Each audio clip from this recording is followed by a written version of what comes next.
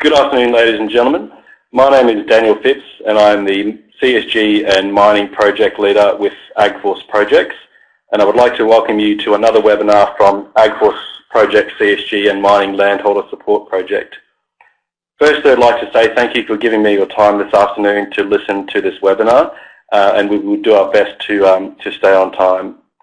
If you have any difficulties hearing the audio or any issues with the screen images coming through, please jot these in the chat box on the left-hand side so that we can action these through our Redback provider. As Tracy indicated, the topic this afternoon is presenting and discussing some of the results that were returned from our annual CSG and Mining Landholder Survey. With over 227 responses, we would like to again thank all those who contributed to this survey. The information contained within these survey responses, as well as the many comments that landholders provided, have given us excellent indications and direct insights to the updates that are required to both the information and support services delivered by the project to ensure that we are providing correct and the most relevant information to landholders they feel to both support their actual land access negotiations as well as managing activities into the future. This was quite a large survey and we have done our best to summarise this information into this short webinar, and through the course of future workshops and materials that the project will develop, we will develop more data to explain some more of the intricacies to other people. This webinar will provide an overview of landholder sentiment towards conduct and compensation agreements. It will profile landholders' relationship satisfaction with their resource companies. It will also identify what support services or what landholders feel they need to more confidently manage negotiations as well as ongoing activities. I'd like to point out that before we start this webinar, this information provides quite a high level of the survey results, simply because of the extent of the survey as well as the time we have today and the number of details that are included. So I'd encourage those of you with an interest in learning more about these survey results, or those of you with resource activities on your property, to please get in touch with myself to discuss this further. Just to note that this webinar will be recorded, and all those who have attended or registered this webinar this afternoon will receive a copy of this webinar, as well as supporting information that will provide some more analysis and breakdown of the survey results, and this will be placed on our website in the following week. As Tracy mentioned, this is a listen-only webinar, but in the left-hand chat box, please feel free to indicate any comments or questions about the material that are presented. If you have any, again, technical difficulties, please throw these in the chat box. As we go throughout the webinar, it's really great to hear from landholders, if possible, how some of the survey results may reflect your experiences, or if there are particular questions that you'd like to have answered for the benefit of everybody. Please feel free to throw these in the chat box so that we can share this information together. My contact details will be emailed along with a recorded version of this webinar in the coming week. Alternatively, in the meantime, you are more than welcome to contact the AgForce office on 3236 3100 or email me at csg@agforceprojects.org.au. Again, if you have any technical difficulties, please let us know. When people registered for this webinar, they provided an indication of what they would like to get answered throughout today's webinar, and I'm quite confident that we'll be able to cover off on most of these. If there are any questions that you would like me to raise, that you would like to raise after the webinar, again, please feel free to get in contact with me. Thank you again for all registering and listening for today, and let's get started into the webinar. We will point out that the information contained within this webinar is only relevant to landholders from Queensland. People register for the webinar that were outside of Queensland, and it's important that these attendees for other states contact your relevant state authority for more information about information regarding resource developments in your state. It is also important to note that this webinar provides an overview of information and should not be used in lieu of legal or other professional advice in managing negotiations or managing activities. Again, with the survey we conducted this year, we've had over 227 responses to the survey, which is a fantastic result, and we would really like to thank all those people who contributed to the survey. Since 2011, the CSG and Mining Project has provided support and information to more than 6,000 landholders through more than 280 events under the AgForce projects banner. As we jump into the webinar, some of the key points that we hope you take away from the presentation this afternoon is that survey results indicated that landholder satisfaction with conduct and compensation agreements remain low. The key concerns continue to include groundwater,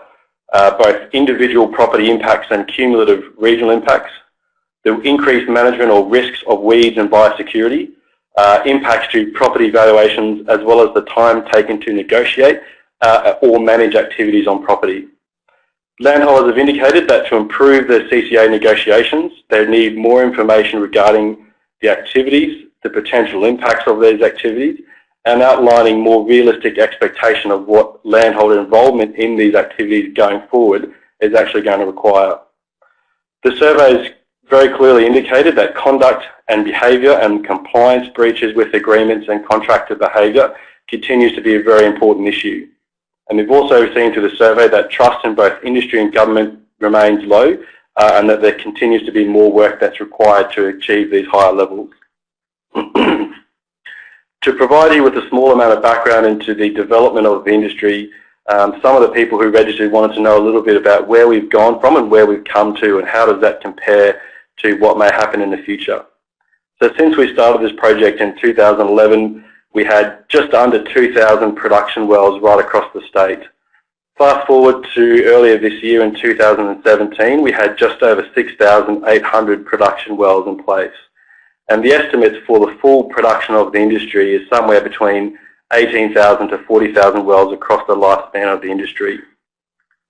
On your screens, you should be able to see a diagram that shows the three basins that are targeted for coal seam gas and the primary location for other resource developments in Queensland.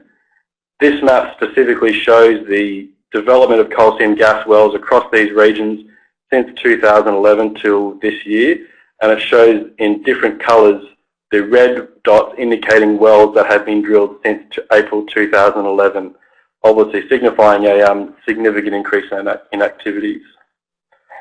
To put some of this information in the context, which is important for some of the survey data, it's important to look at where the industry has come from and where the industry is going. So what we saw in 2011 again was about 3,900 wells, including exploration, production and appraisal wells. Fast forward to just under 10,000 wells across the basin now. A groundwater model that was released in 2016, which predicts the cumulative impacts of the industry, showed that production was based on up to 18,000 wells over the lifespan of the industry. And as you can see in the graph on the right-hand side, the predictions from industry and the basis of these groundwater predictions show a continuing significant increase in the number of wells that will continue for many years to come. These two images on your screen show a change in the development schedules or anticipated development schedules from companies compared from 2012 to 2015. This information is contained within the 2016 Surat Underground Water Impact Report. The image on the right-hand side shows the current coal seam gas production areas in blue, and in yellow it shows the planned production areas for coal seam gas tenures. This map we use to show landholders the difference in where the industry is planning to develop as of last year, and looking in the difference than there was in 2012, and highlights the importance that landholders need to remain aware of developments in industry as these plans will continue to change. It also shows that the industry has still a large amount of activity to conduct throughout the lifespan of the industry, recognising the importance of landholders to remain aware of these changes. So some of the key points we'd like to highlight is that the industry is continuing to expand, and obviously the number of wells and the supporting infrastructure will increase, and that this infrastructure and activity will have to come from landholder properties. As indicated in the numbers, we've got up to 18,000 production wells required, indicating that significant development is yet to occur. In regards to water impacts, some of the questions for this webinar were looking at peak groundwater production and the amount of water produced from the industry. So in 2015, there was about 65,000 megalitres produced from the industry, and the estimates for peak production are expected to peak at up to 110,000 megalitres per year averaging out about 60 to 70,000 megalitres over the lifespan of the industry. So again, these factors and making sure that it's important that landholders continue to remain aware and informed of both the changes to legislation and policy, as well as industry developments, and should answer some of your questions in regards to managing and monitoring groundwater impacts. So now with that background information, we can jump into analysing the survey results. So an annual survey is conducted by the project in 2014, 2015 and 2017 to cumulatively over 621 landholders. The intention of these surveys are to allow landholders, or allow us to look at landholder feedback to understand what are some of the information that they need to both successfully manage negotiations as well as manage activities, and what support do landholders need from us, from other service providers, from industry and from government. We really want to understand what landholders are feeling in their land access negotiations. What are some of the issues that they're concerned about? What are some of the improvements that they feel that can be made towards both the negotiation process, the framework managing that process, as well as also managing activities moving forward. We also would like to identify trends in landholder confidence, agreement satisfaction, as well as trust that landholders look in industry, in government and other stakeholders such as ourselves. As I indicated, we've had over 227 responses to the survey. 44% of those landholders were actively negotiating agreements or managing activities. A further 13% had recently been approached to negotiate. Of those landholders who had not yet been approached to negotiate or had activity on property,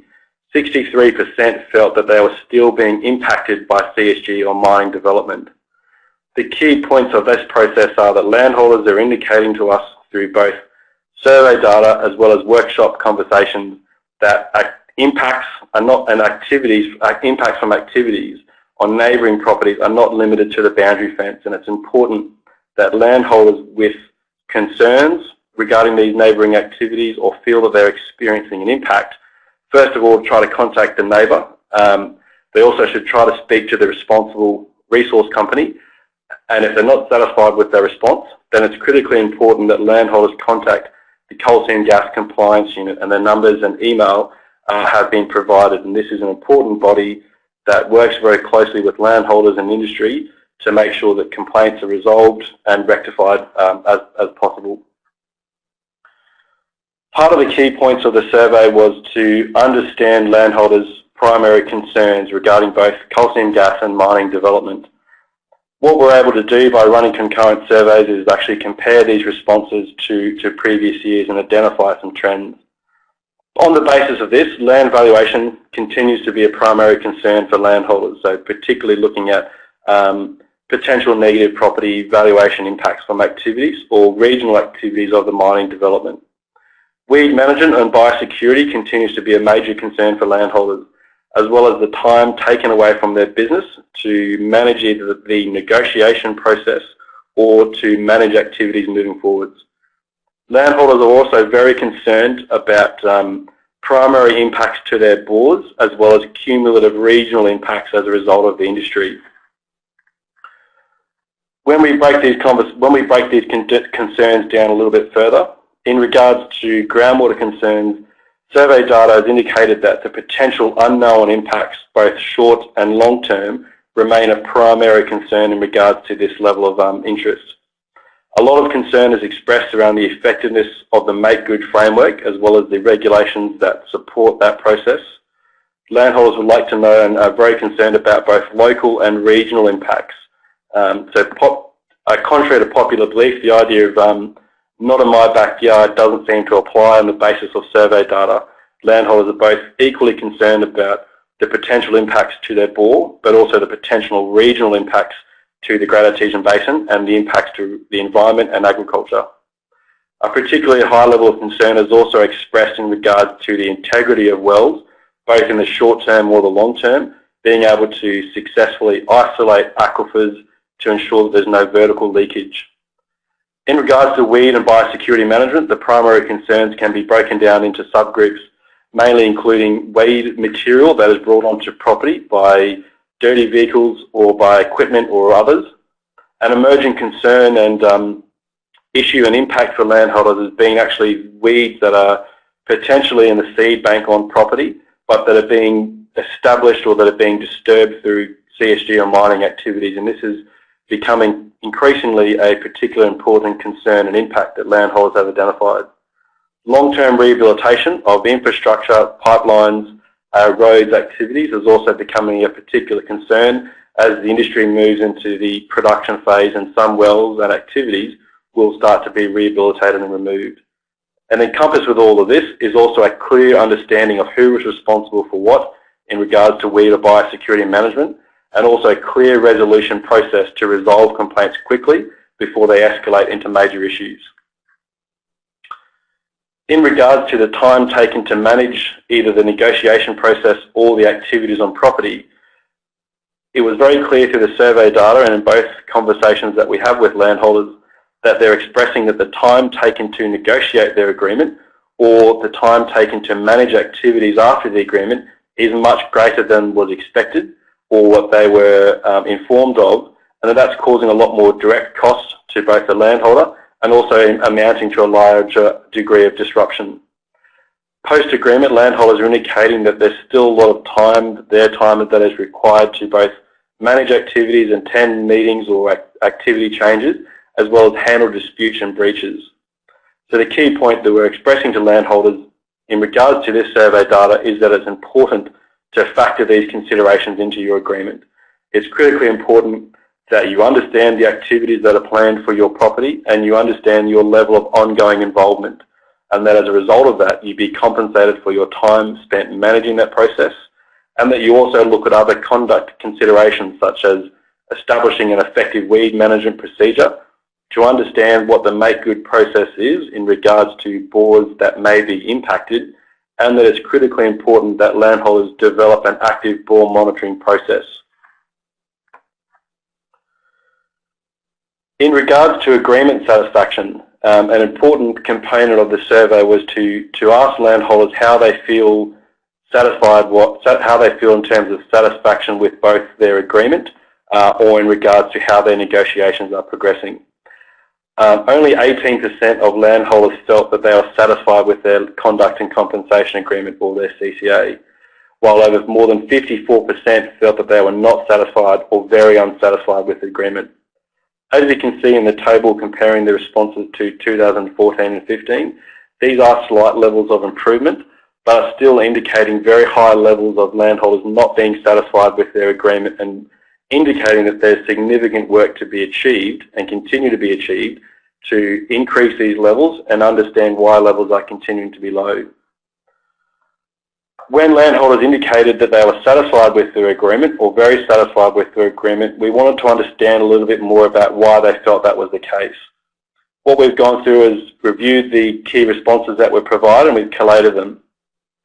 Landholders felt that if they were satisfied with their agreement, they were basing this on the fact that they felt that impacts and activities were both being covered effectively by the agreement and were being conducted satisfactorily. Importantly, landholders also felt that a degree of flexibility in their agreement in regards to managing activities or the evolving nature of activities was also important. They indicated that companies providing more information up front and being easy to contact throughout the negotiation process was a very important factor, as well as sufficient compensation. One of the key points is that landholders who are satisfied with their agreement indicated that compensation only accounts for a small proportion of this satisfaction. The vast majority of reasons for levels of satisfaction were around effective conduct considerations, having a good agreement and good relationship with the company, as well as having flexibility to manage activities moving forwards. And this was an important consideration to take into account, showing the importance of getting good conduct considerations important, and that money or compensation is not the only key to satisfaction. Interestingly, when we asked landholders who are not satisfied with the agreement or very unsatisfied, we wanted to again profile why they felt that was the case.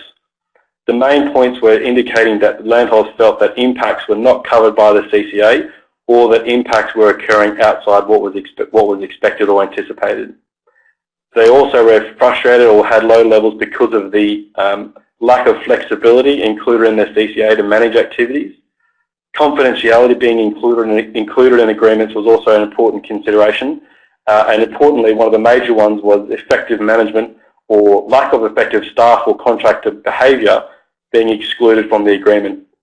as well as some people indicating that compensation wasn't reflective of impact.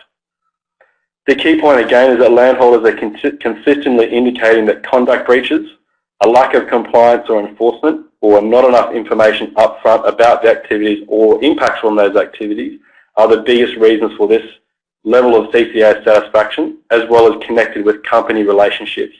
Again, these points highlighting the importance of conduct considerations and taking a focus away from compensation on the basis of this data. Attached to this process, we asked landholders to talk about future uncertainty or development prospects.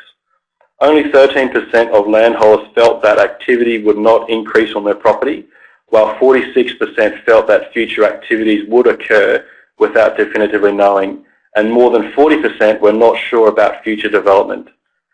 Attached with this question was a lot of comments from landholders, and these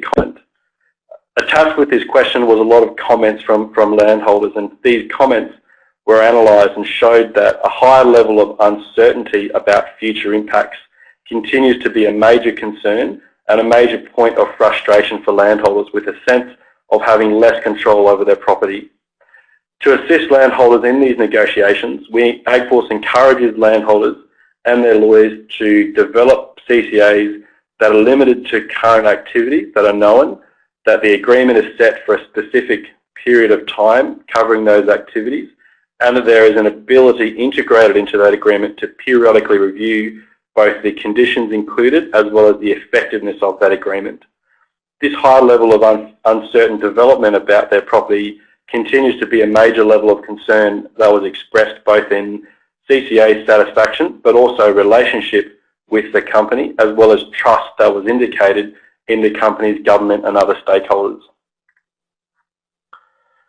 When we developed the survey, we wanted to look at understanding if landholders believe that there are direct impacts to their property or and what those impacts may be, as well as look at indirect impacts. So these are impacts that may come from adjoining areas to activities such as dust or disturbance or light. We asked landholders with the development on their property to provide an indication of the percentage of their property that they felt was being impacted by these indirect impacts. As you can see in the table, there's a large percentage of landholders that fit within up to the 20% category. There's also a large degree within the 20 to 40% of their property being impacted by indirect activities or indirect impacts. So what these are showing is that landholders are indicating that impacts from development and associated activities are not just restricted to the activity sites. So what we'll be doing is we're going to be using this data to provide some more material to landholders through our workshops and through the project to show how these considerations can be taken into account when negotiating a CCA, such as managing dust or determining impacts, or determining compensation to adequately reflect both indirect and direct impacts. When we asked landholders to clarify what they felt were direct or indirect impacts, this was a comparison of the major issues that was identified. So direct impacts included obviously the physical amount of land that was lost to activities. Valuation impacts were both direct and indirect. Landholders expressing that they felt restrictions on property improvements or property management activities such as sow or rotational grazing. Impacts from roads and weeds, as well as the time taken to manage activities, were seen as direct impacts on those activities. In regards to indirect impacts, as you can see, we talk about light and dust, stock disturbance, rubbish emerging as the particular issues.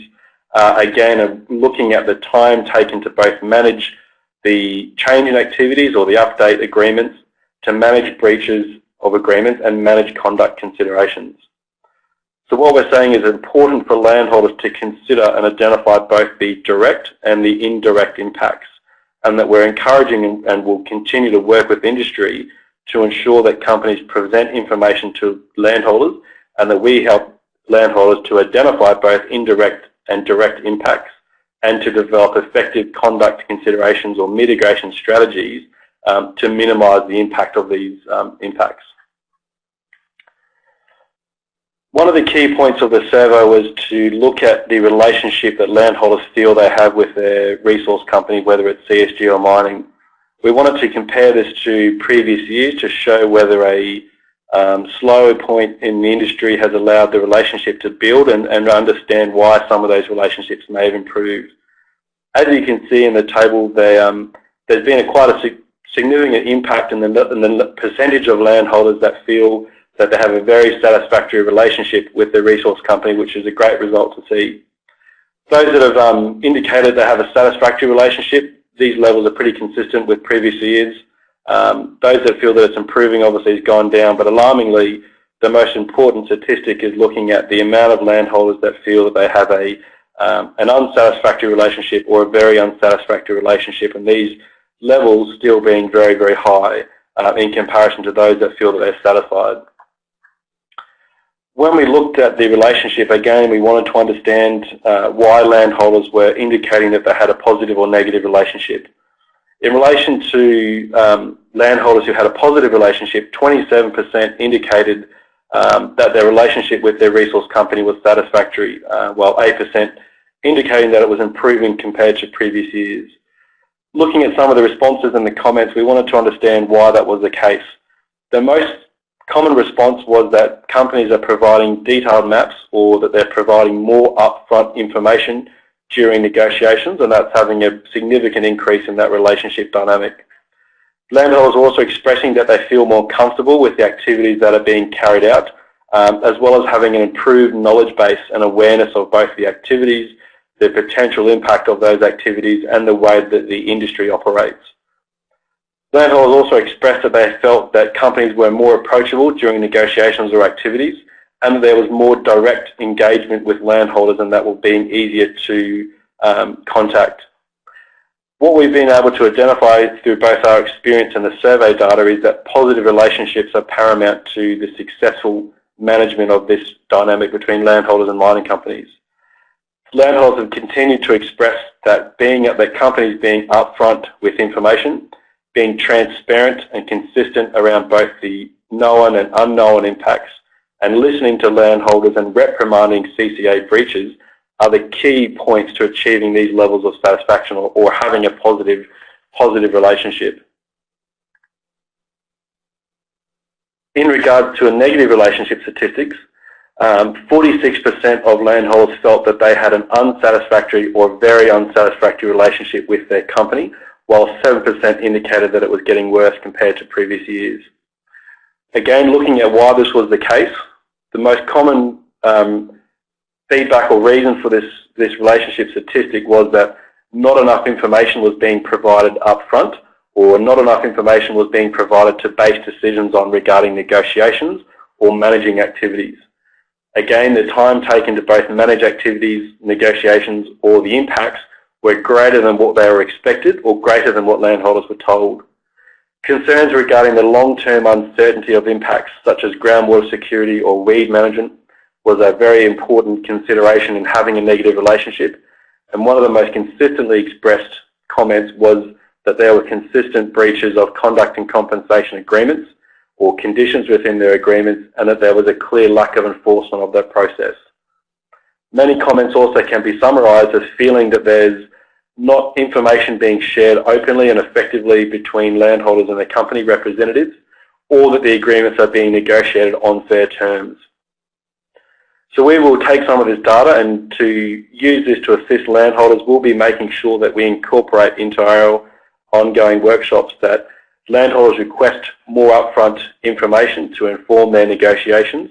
to use AgForce and others to manage both the expectations of what will be involved in negotiating an agreement and what will be involved in managing activities, to learn a little bit more about the activities that the company would like to undertake, and to sort of work out what those potential impacts will be. So AgForce, we're going to continue to work with landholders, and we're going to come up with some case study material and some real life data about what landholder experiences have been, and use that as a tool to assist landholders to actually compare their experience to others and be able to use that information to inform both their negotiations but also ongoing management of activities. In terms of consistent issues that we've identified through previous surveys and also talking with landholders, what we've identified through both the workshops, and like we said, we've seen over 6,000 landholders since 2011, as well as the survey data from over 600 landholders, is that landholders continually indicate that breaches by staff or contractors and that there are repeated breaches of land access agreements is a major reason for having a negative relationship or having low levels of CCA satisfaction. The ongoing uncertainty about groundwater impacts and the lack of information upfront from companies in regards to medium to long-term development plans are restricting landholders' abilities to confidently make decisions about their property and make decisions about their agreement.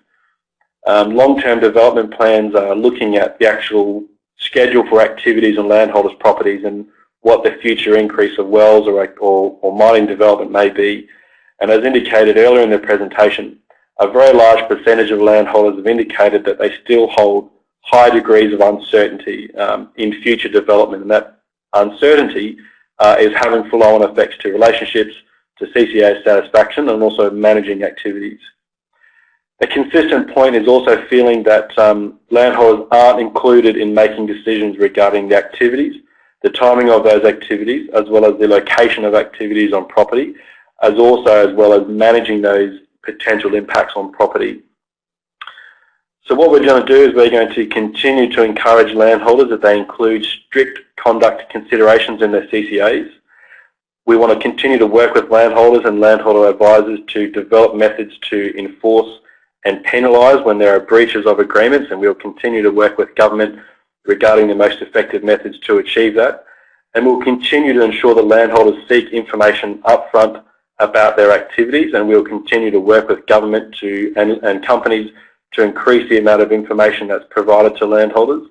and that we encourage landholders again to restrict the agreements that they're negotiating to the activities that are known, and that those agreements or those activities are for a set duration for activities that you can define and you can see potential impacts, and you can also then determine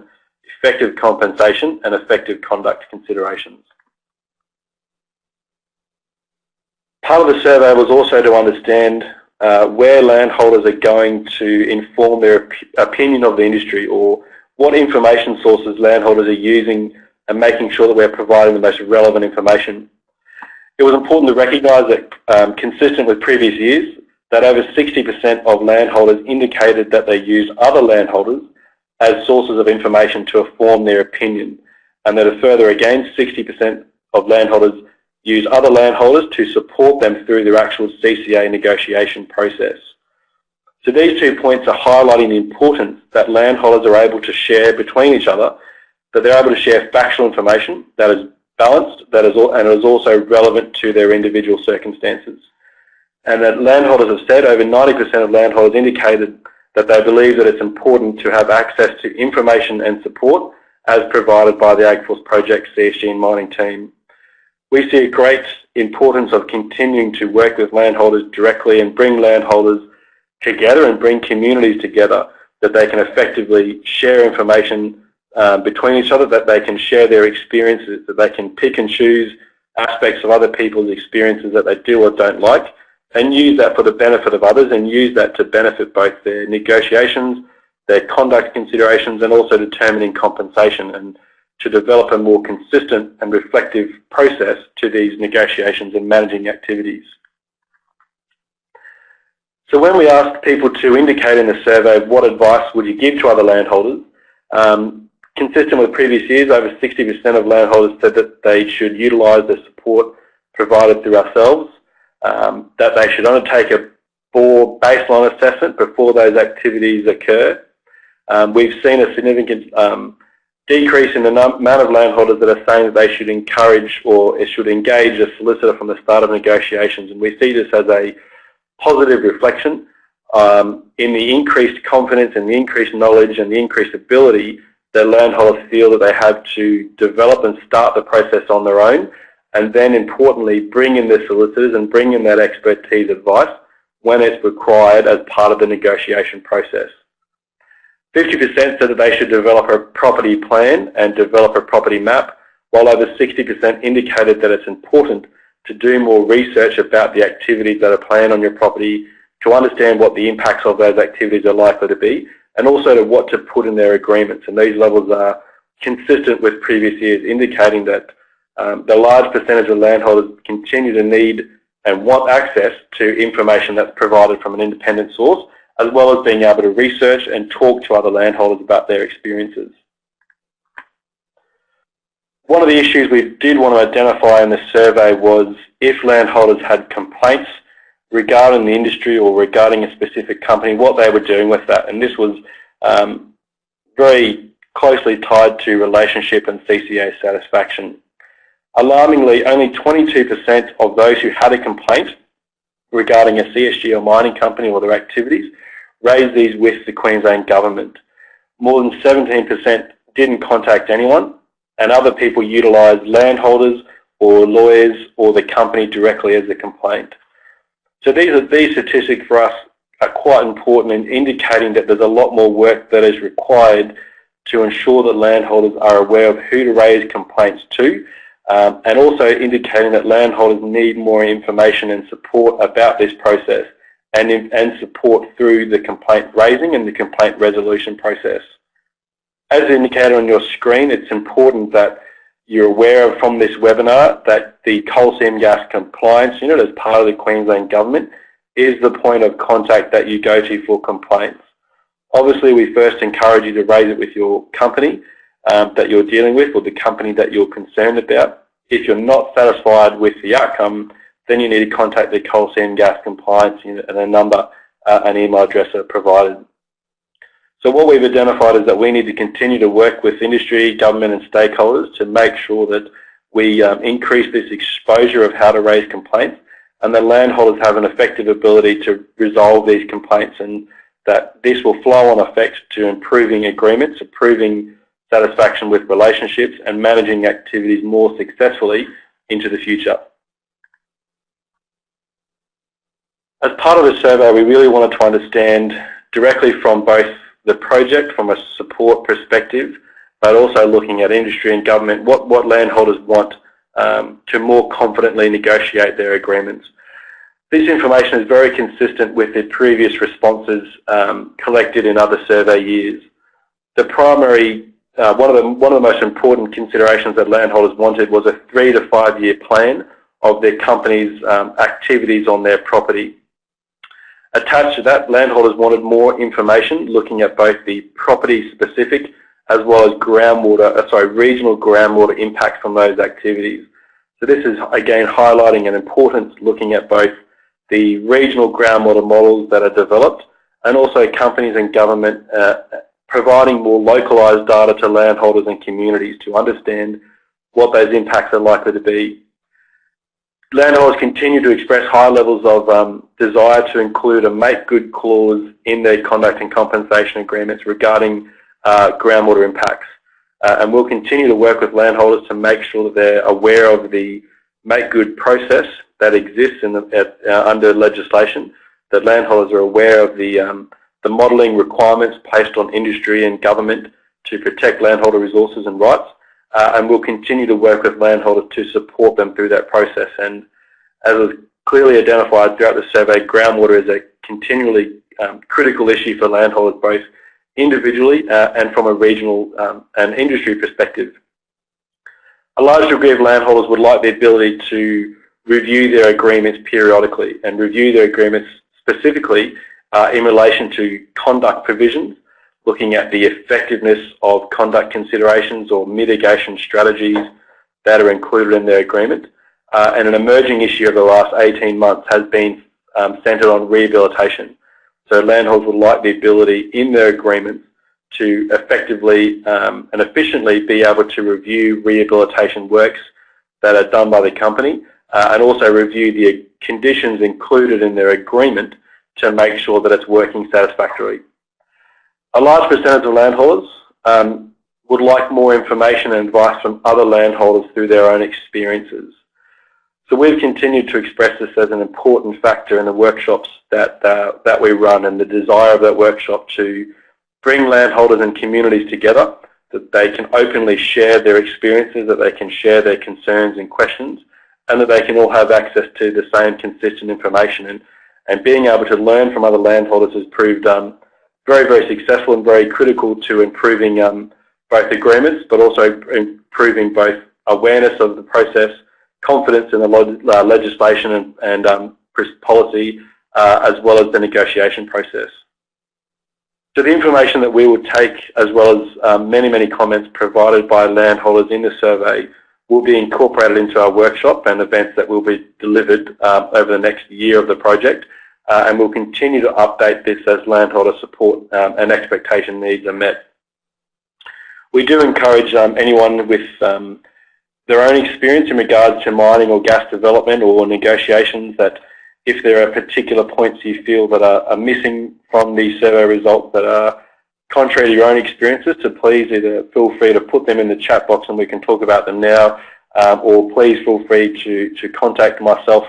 or the projects team, and we'll be able to incorporate this information into both the workshops and the materials that we provide to landholders, because having access to your knowledge, your own experiences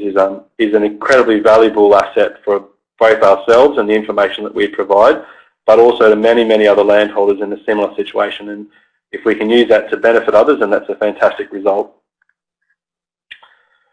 One of the parts of the survey was to look at trust that landholders hold in key stakeholders and government. And what was identified through the survey results is that the levels of trust that landholders feel towards both government and industry continues to remain low. Over 35% of landholders don't trust coal seam gas and mining companies, while over 23% are not sure whether to trust them. Less than marginally over 7% of landholders trust the government as a source of information or in regards to their expertise, with over 54% distrusting government. An important statistic was that only 29% of landholders feel that they trust research organisations such as the CSIRO or the University of Queensland. This is an important consideration that we would like to continue to work with landholders and government and research organisations to continue to highlight the critical importance that landholders need to have access to quality research such as that conducted by UQ and CSIRO, and that quality research continues to lead the debate in this conversation in this industry. And we will continue to work with those stakeholders and those organisations to make sure that landholders have direct access to that research information, and that is at the forefront of these conversations. Over 74% of landholders felt that they trust or somewhat trust the project as a source of information, and the takeaway point being is that landholders continue to express that it's important that they have access to factual information and support such as the information provided through our project, but also importantly have an ability to continue to learn from other landholders. What you'll see in the presentation is a graph comparing the levels of trust over the last 3 to 4 years, looking at all these different stakeholders in the comparison to the results this year. What we've seen is a greatly elevated level of trust in the coal seam gas and mining industry from 2015 to the 2017 results. From conducting some further analysis, we believe that the information and support that is provided by the project has been able to give landholders higher levels of trust and improve the levels of trust in both the legislative framework that exists in Queensland, as well as the obligations and requirements of resource companies, as well as the increased levels of trust in research organisations. And we'll continue to explore some of these results, but importantly it does show that there are a lot of areas that need to be improved and developed both at a government, a research, and particularly a company trust perspective, and that is an issue that's very much at the centre of this debate. So what, in summary, are we advising landholders to do with some of this information? Now, while we appreciate that there's a huge degree of information that's been contained within this webinar and only provided you with a very short summary, it's important that you take the time to consider some of this information. And like I said, in the preceding weeks after this webinar, we'll be providing some more information to landholders and out to communities about what some of this data is telling us and what we can do with this data to actually improve things for everybody. One of the take-home messages is that it's important that in your individual negotiations and conversations with your resource company, that you continue to seek more information. And information and knowledge and data are all powerful tools. The information that you should specifically be looking for is in regards to the activities that are planned for your property. So what's involved with those activities, and specifically listing the activities that they plan to conduct, how long those activities will be conducted for, what are the potential impacts, and how will they be managed. Attached to that component is also looking at groundwater impacts, looking at both how groundwater impacts are identified, but also how groundwater impacts or potential groundwater impacts will be identified and managed. It's very, very clear that landholders need some strong conduct provisions regarding weed management, staff and contractor behaviour, as well as enforcement mechanisms should either of these be breached. And again, this is a very consistent issue raised both through workshops, individual conversations with landholders, and very, very clearly through the survey data that compliance with agreements, that enforcement of agreements, and that repeated breaches of agreements are very important issues for landholders that they need to be resolved. As a tool to assist landholders, we looked at the results and what information landholders were saying in that developing a property plan and having a property map and being able to compare your own activities to those that are planned by the company, and being able to use that as a tool to be able to identify potential impacts or areas of conflict, and importantly develop strategies to resolve these potential impacts before they eventualise, is an important consideration, an important proactive step that landholders who have been through this process are advising others to do. And certainly from the project's experience, we would very much echo that as an important consideration to do, and remind everybody that AgForce Projects is available to help you with mapping inquiries and developing property maps, that through the project we're able to run property mapping workshops where we teach you and help you understand how to use a computer mapping program or how to develop hard copy maps, and how to use that as a tool in negotiating with the resource company or managing activities moving forwards. Very clearly, landholders have indicated that it's important that everybody take proactive steps to monitor their bore if you have one, and to start monitoring as soon as possible. I'd like to take this opportunity to remind everybody that there's a very excellent project that's called CSG Net, or it's called Groundwater Net now, that's run through the coal seam gas compliance unit through their groundwater investigation team. It's a fantastic project that allows landholders to have access to technical information, technical expertise, as well as the tools to be able to equip their bore with some groundwater monitoring equipment that allow them to take pressure readings and monitor the bore as a proactive step, and also be able to feed that data back into regional groundwater databases to fill in their gaps. And we certainly very much support everybody being involved in that process to take proactive steps to monitor your bore. In regards to compliance issues, again, we'd reiterate that it's very important that if you do have a complaint or a compliance-related issue regarding a company on your property or neighbour or region, that you do contact the responsible company first of all, if possible, and that if you're not satisfied with that you do contact the CSG compliance unit for that complaint. Our CSG mining team is also available to help landholders through that process to resolve disputes and identify the most effective ways to resolve that. So in terms of the summary of the information contained within this webinar, before we close, we obviously presented that importantly that landholder satisfaction with their CCA remains very low. That there's a lot of work that has to be done to improve that landholder sentiment towards their satisfaction levels, and we're starting from a very low level base, and that is an important factor that we will continue to talk to government, and that we will continue to base, and that is an important factor that we will continue to talk to government, and that we will continue to talk to industry about, to highlight that still needs to be low. And we've consistently seen low levels since 2014, and that is alarming for us. What we've also identified is that landholders want more information upfront about the activities. both the activities planned for their property, but also the activities planned for their region. Landholders are continually expressing that they want more information about what some of the direct and indirect impacts are likely to be and manage those expectations. It's also important that the companies also have a discussion with the landholder about what their obligations will be in terms of managing both the negotiation process but also activities moving forward, and that landholders want long-term property impact information as well as regional impacts, not just property specific, and this is an important consideration. While we have seen that it's great to see and hear that landholder to company relationships are improving, this is a really great sign that maybe there is some improvements and green shoots coming through, but obviously identifying that there's more to be done to improve that relationship and improve that trust. And obviously low levels in government in regards to trust is an important factor that we need to continue to work towards and understand what we can do to allow landholders to have more confidence in the legislative or policy framework and understand what are some of the improvements that need to be made to that process. The survey has really clearly identified that to us is that there's a lot of opportunities that are available for improvement.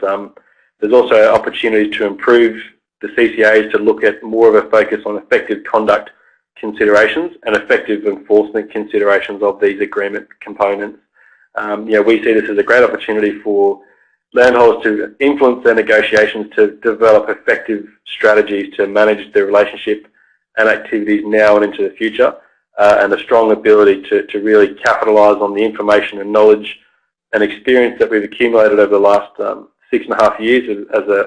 as a project, but also as we've all been on the journey together, that we can really use that information to make a benefit and a difference for negotiations to come forwards.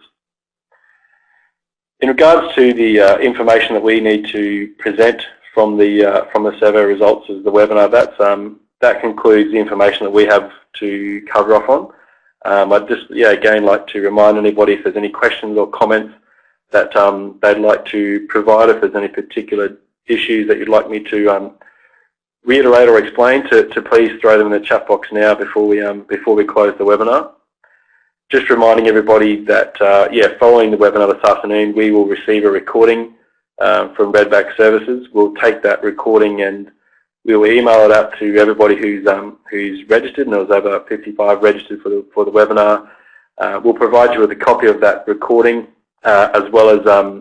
some of the questions that were included from when people registered. We'll be able to provide you with some more detailed breakdown of the survey results and some more analysis of that results in the website to follow in the next week. If there are no more questions, we'll close the webinar this afternoon. And again, thank everybody very much for taking the time to attend and register for the webinar this afternoon. We do appreciate that everybody is particularly busy this time of year. And again, would encourage you to please contact us with any questions or comments. And please keep an eye out for future workshops and events that we'll be delivering over the next period. And if you've got any specific requests about workshops information in your region, please do get in touch with myself and we'll hold a workshop in your region. But if that's all, again, thank you for attending this afternoon, and we look forward to seeing you around. Thank you.